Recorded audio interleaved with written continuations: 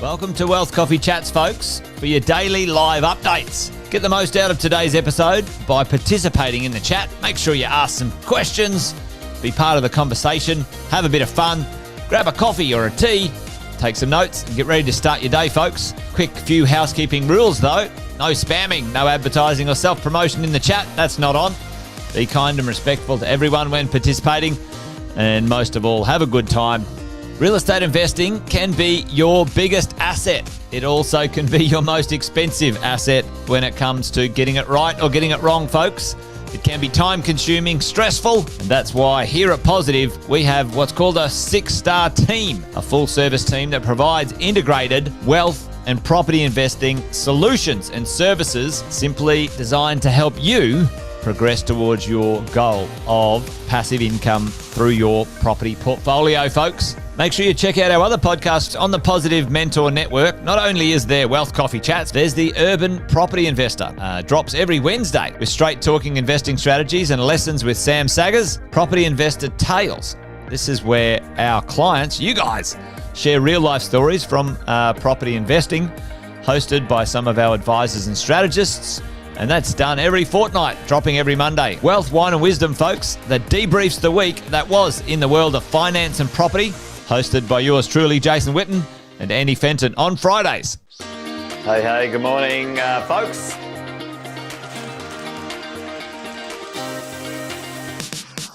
Good morning, everybody. Welcome to another Wealth Coffee Chat. Hope you're well, folks, wherever you are. There it is, team. Morning. Morning, wherever you're tuning in from today. Early bird gets the worm, they say. Here at Positive, we offer a 6-star team. It's a team that help you at every stage of your wealth creation journey.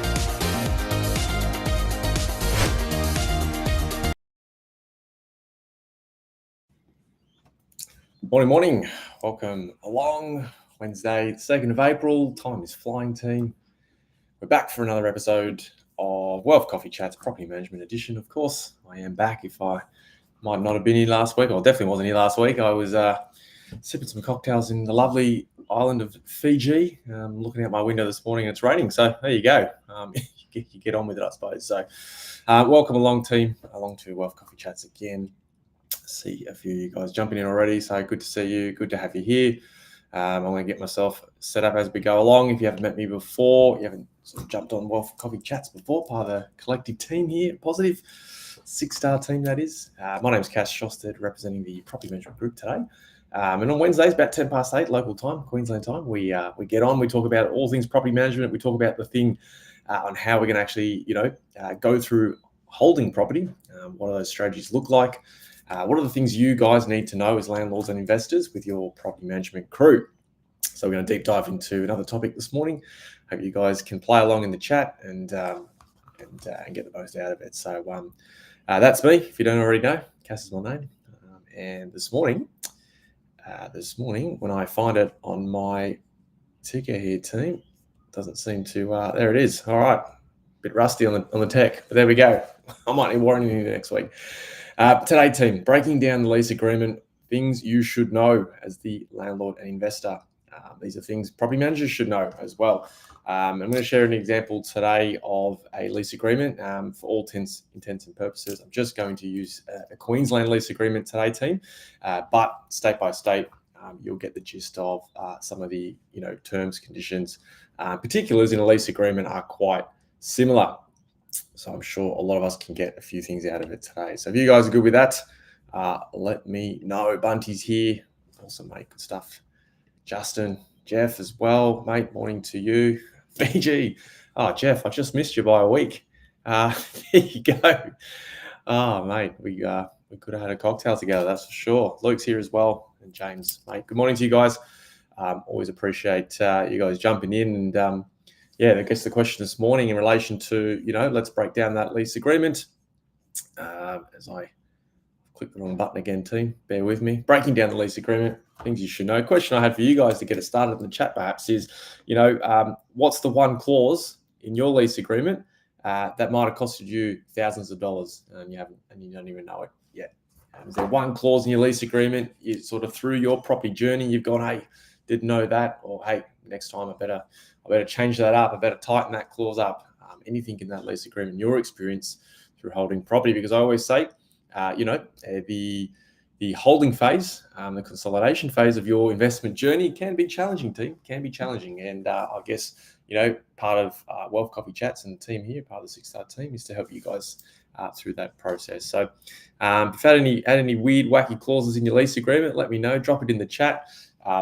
It'll certainly help today's conversation. And otherwise, I'm going to run through a standard Queensland lease agreement this morning. And like I say, state by state, they will differ. The statutory forms do differ. However, there's some particulars in terms and conditions that you might see a common theme throughout. We're going to relate that to our other parties.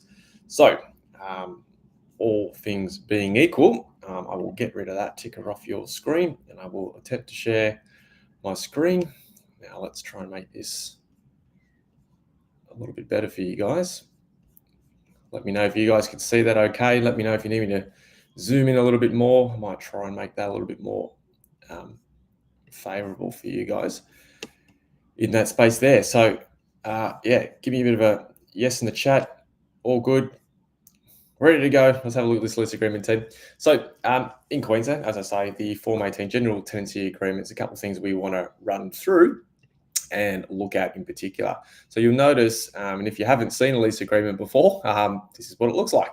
Page 1, we'll go through tenancy details. Now, to clarify, team, the lease agreements, right, it can feel like a set and forget document, but absolutely, trust me, getting it right, having the right terms and conditions on your lease agreement as per what has been agreed up front with that leasing process, can be the difference between a smooth tenancy and a legal headache. And I'm sure none of us here want the legal headache. So we're going to run through it today. Page 1, tenancy details.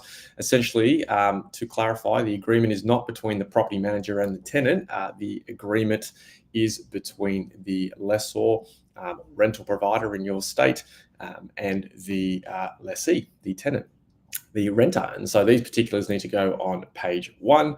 Now, we can obviously refrain from some privacy details with relation to your contact details, of course. And as we go down the bottom of page 1, the agency details will be there. And that's what we need to put, care of R&W Plus as an example.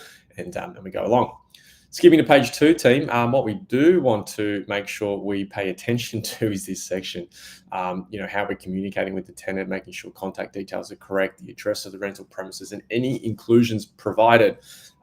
If you have an investment property that is furnished, then you will need to attach a list of, furniture items within the property at the point of the entry condition report prior to the tenant moving in, and then we would include it in item 5.2. Now, something new for minimum standards across the board, 5.3, the details of any current repair orders. If there's any significant current repair orders that we need to include or disclose, then this is where that would go in there. So really important, team, that section there, 5.3, is filled out if you're going through something like that in that space. Okay, term of the agreement. Now, you wouldn't believe it. You would like to think that the start date and the end date would be accurate more often than not. I can tell you, team, I have seen over 14 years this section not even be complete right. So we do want to clarify, what type of agreement is this? Is it a fixed term agreement or a periodic? Periodic meaning week to week, month to month type of scenario, as you guys might be familiar with.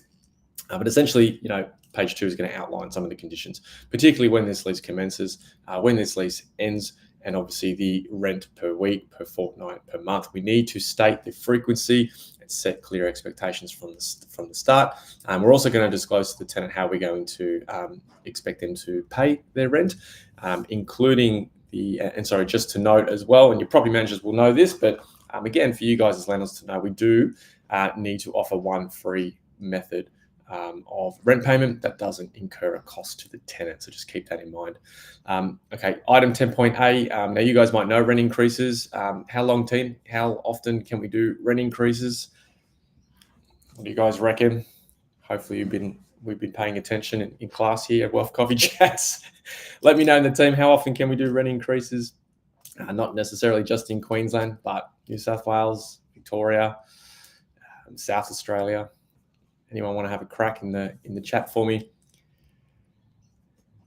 Maybe not, team. 12 months, right? 12 months. 12 months. So, we need to, again, disclose when the day of the last rent increase was, because it needs to now be 12 months from the previous increase. Cool. So just little particular items that can catch you out if you're not completing this form correctly. Okay, rental bond, we need to obviously explore and determine what services are going to be supplied to the premises for which the tenant may pay for, i.e. utilities, electricity, gas. If they want to hook up, internet as an example, some Wi-Fi. You need to obviously advise whether the tenant is required to pay water supply to the premises as well in regards to water usage. Now, keep in mind, your property needs to be sufficiently water compliant to start with. If you don't know if your property is water compliant, do certainly reach out to your property manager, that's for sure. If it's not water compliant, we cannot be charging. If you've got a property that is a little bit older, that maybe, you've got an apartment, it's 20, 30 years old, potentially you may have a situation where there's only one water meter for the entire building. Now, if that is the case, then we are not legally allowed to charge the tenant for the usage component, given there is only 1 meter. It cannot be split across the unit. So all properties must be individually metered, team, just FYI. Okay, we're going to go through here how many people have been approved to reside at the premises. Obviously, if you are in a strata complex, i.e. apartment building, townhouse complex, where there are bylaws via the body corp, then we need to disclose that and provide a copy of those relevant bylaws. So the question is, hey, have I got a copy of my bylaws? And 2, is my property manager providing that to the tenant? If they are not, we could technically be in breach. So we want to make sure we give that forward prior to this lease being signed. Now, of course, from time to time, there are things on applications where tenants would like to have pets approved. So, of course, we're going to just put that in here if that is what has been agreed to. And really important here, item 18.1, the contact details of the lessor's nominated repairer in the event there's emergency repairs. So, I mean, like major electrical fault, no hot water system, things that are deemed urgent repairs, which I'll cover in a moment.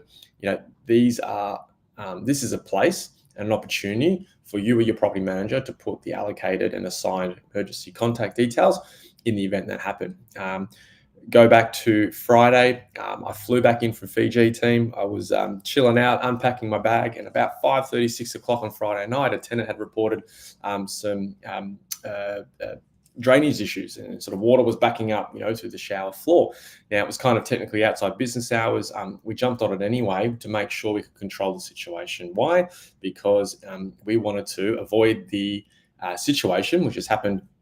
I've seen it happen many, many times across my career, where the tenant just goes and calls, the local plumber off Google, and all of a sudden, you've got a bill that is 3 times the amount because it's under emergency situation and outside business hours. And so we're just trying to control that situation for our landlords, and of course service the tenant at the same time.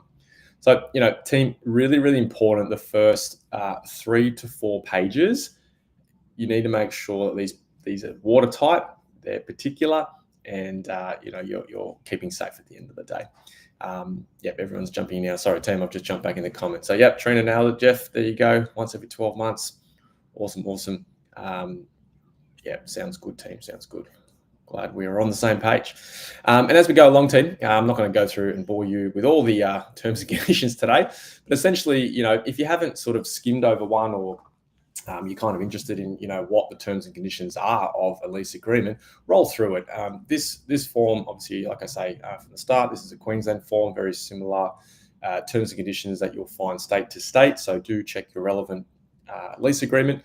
But obviously, the outline of a lease agreement is to establish you as the landlord, your obligations and responsibilities, but also the tenant's obligations and responsibilities. And so this document will take you through and the tenant through what those obligations and responsibilities might be.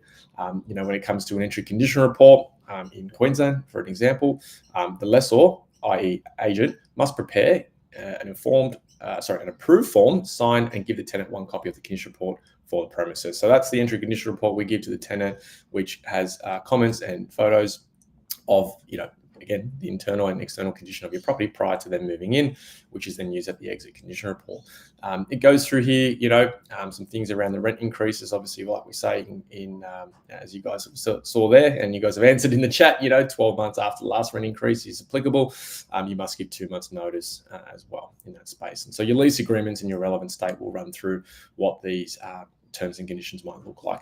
It also runs them through some things here in relation to, your right of entry, the tenant's use of the property. Obviously, pets is a big one, supply of locks and keys, run through minimum standards, and emergency repairs. And you'll see here in subdivision 4, damage and repairs, it actually identifies and states and tells you and the tenant and the property manager for that matter what an emergency repair is considered to be. Burst hot water system, major electrical fault, gas leak, etc., etc. And so, when we find, when we educate our tenants and landlords in this space, we find it a lot easier to manage the situation when emergency things happen. In my opinion, they are inevitable. It's kind of like a part of the property investing journey, as much as we all try to ignore it at times, right? No one wants to deal with it, but at times these things happen. If you've got a framework and a structure and a process in place, team, to handle this stuff, and when it happens, I can tell you the problem's going to feel about a 2 out of 10 and not 11 out of 10, and you can have less stress in your life. And I think that's a good way to go.